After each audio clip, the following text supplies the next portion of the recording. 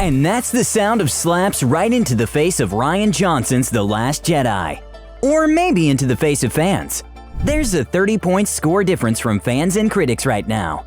So what the hell happened to the trilogy? Here are the craziest reasons you might have missed watching The Rise of Skywalker that explain why critics hated it and fans loved it.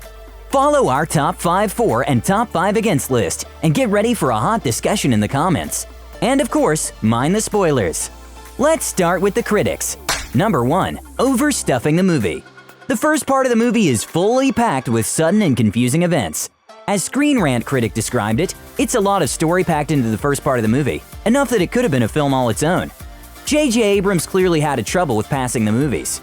There were too many events happening too fast, so the audience basically didn't have enough time to understand them, or make sense of what was going on. The events were so cluttered that towards the end it was hard to follow the change of location for the main heroes. Number 2. Retcon The Last Jedi. In the majority, critics loved that The Last Jedi stood out in the trilogy, having some unique twists that changed how we see our favorite characters. Here, the Rise of Skywalker critics felt that J.J. Abrams went too far back, like The Last Jedi never existed, and made a film disconnected from the previous sequel. As Cinema Blend critic says, the new blockbuster makes actual efforts to totally undo important revelations in The Last Jedi, and entirely ignore others.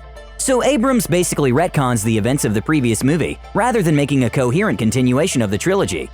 Remember how we saw a stable hand pulling up the broom with the Force? None of the previous events in The Last Jedi get to be explored. So far as completely wiping out the romance between Finn and Rose, they literally pretended that nothing happened. Number 3. Leaving out the explanation. The first part of The Rise of Skywalker reveals that Palpatine is alive, and all these 30 years he was building back his Force troops to strike the Resistance.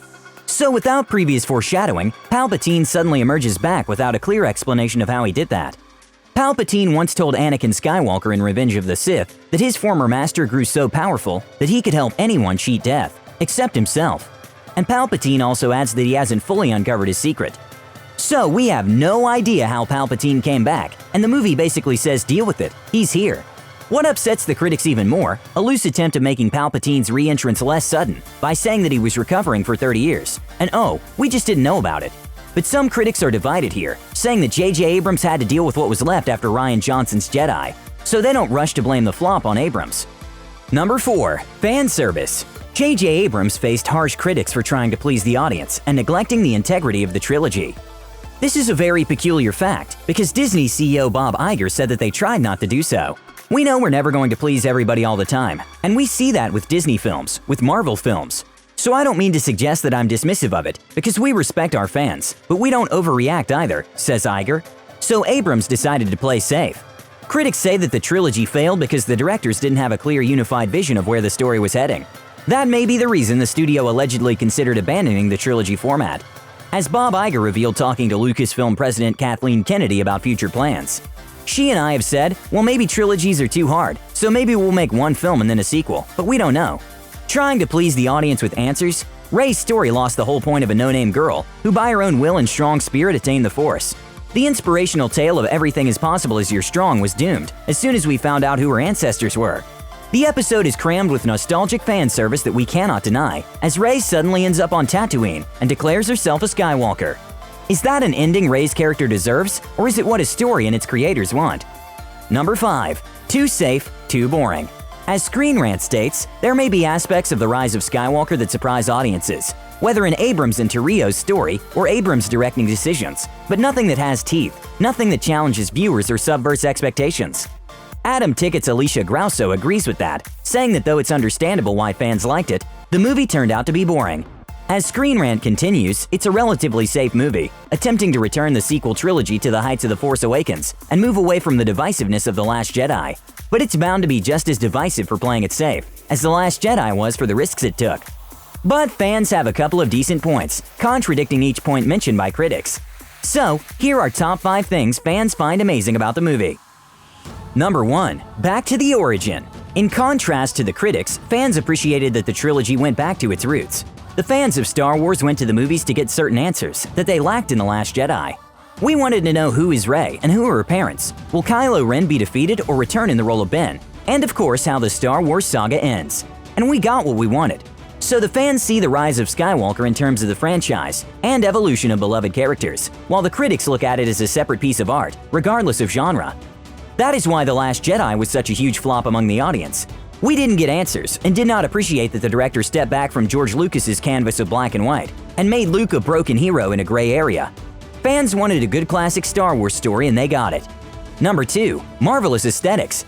Even the critics have to admit that The Rise of Skywalker was extremely beautiful. Just like The Mandalorian's Baby Yoda, the 9th episode features lovely, extremely cute animal creatures.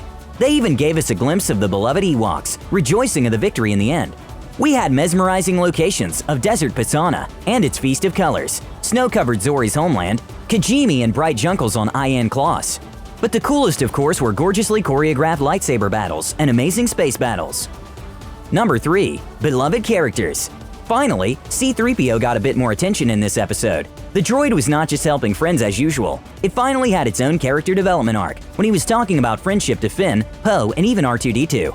Poe and Finn also had a decent interaction in the episode. Though they seemed to be arguing a lot, we felt that they deeply care about and love each other, and every altercation was only a way to keep each other in safety. The chemistry was mesmerizing. And of course, it was hard to stay serene when Carrie Fisher, Harrison Ford, and Mark Hamill appeared on the screen once again. The moment of Leia Organa passing was twice as heartbreaking after Carrie Fisher's demise. Number 4. Not cheesy, but emotional. Though many critics demolished the effort of Abrams to bring back the old-school narrative of Star Wars, fans loved the feeling of nostalgia. The 9th episode was very vivid and full of emotions. The audience had some good laughter at C-3PO annoying the gang, hilarious Finn's reactions when they got in trouble, and of course cute scenes featuring R2-D2, BB-8, and Babu Frick. The spirit of friendship, love, and loyalty was stronger than ever, reminding us that the movie is above all about remaining a decent human being, even at the darkest hours. Even the ill-fated romance between Rey and Finn adds a bittersweet touch, falling into step with the previous episodes. Indeed, it's hard to find a single romantic story that had a happy ending in the franchise. Number 5. Fresh ideas. Let's admit that some of the events laid out for the heroes are almost too convenient, far too simple for the characters to achieve in such a short time. But the movie managed to bring some cool new details to expand the universe that fans are so crazy about. It turned out that the power of the Force is deeper than we know. Rey and Ben presented us the notion of a dyad in the Force, the new feature to the Force that brings together soulmates. Also, for the first time, we saw the real use of Force healing when Rey cured the creature in the caves and healed Ben after stabbing him with a lightsaber. But the coolest thing was probably objects transporting through Force bonds. The locations changing while Rey and Ben fought were very captivating. It was very prompt, swift, and dazzling. It was basically the last opportunity to bring something fresh to the notion of the Force, and they did it well. So what did you guys think about the movie? Are you team critics or team fans? Let us know what was the most beloved and what was the most confusing point in the last episode of the saga in the comments. Thank you for watching, and may the Force be with you. Stay awesome!